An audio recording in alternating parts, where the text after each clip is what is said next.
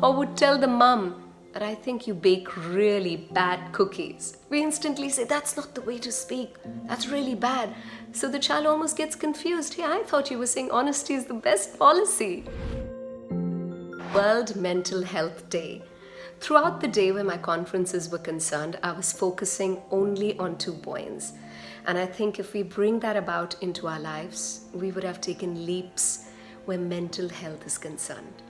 First, we must allow people to be the way they are. Accept them for who they are.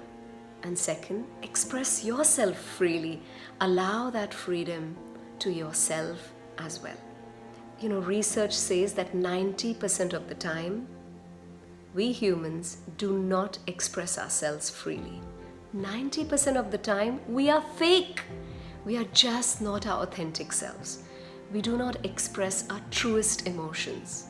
We're so scared of judgment. We are so defined by society. We're so monitored by external forces. How much you should eat, how much you should weigh, how successful you should be, what kind of a mother you should be, what kind of a father you should be, how much money you should make, what kind of a home you should live in.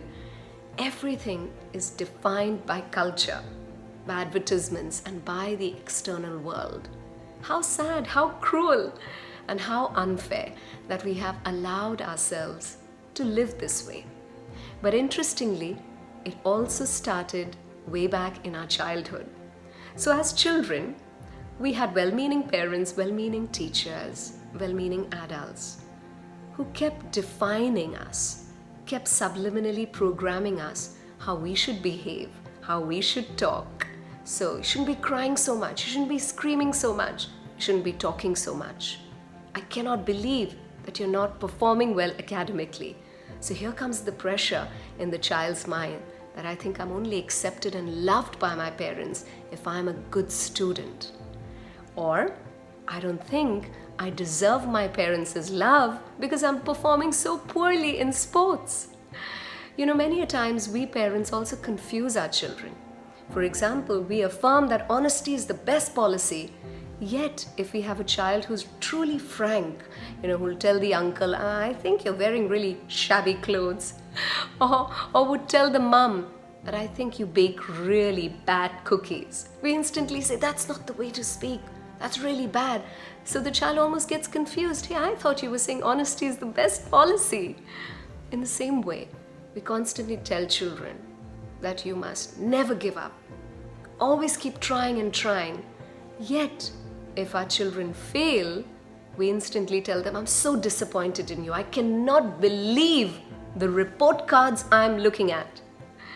So, rewind to your childhood. We went through the same.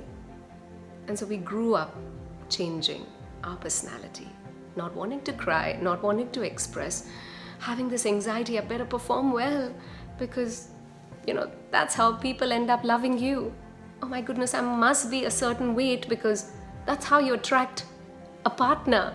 Oh my goodness, I must make so much money because that's how you attract girls. Oh well, I must have a certain kind of job because that's how you're considered cool.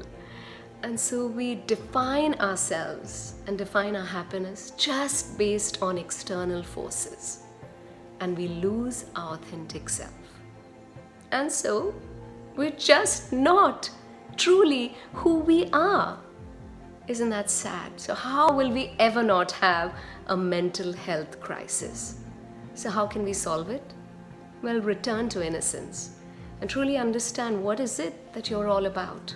What makes you happy, irrespective of what others may think. Give that a chance. Psychologists say that we actually have 3 personalities. The first personality is the personality for the outside world, for the society. The second personality is just for our family and loved ones. And the third personality is the personality that's just for ourselves, that nobody knows about. Isn't that sad? But also interesting. So go back and connect with that third personality and express that third personality. Talk to that person. And then you will truly understand What defines you? What is your core? What grounds you? And what gives you strength? So here's wishing you great health, mentally, physically, spiritually, and emotionally. Wishing you a very happy mental health day. Much love.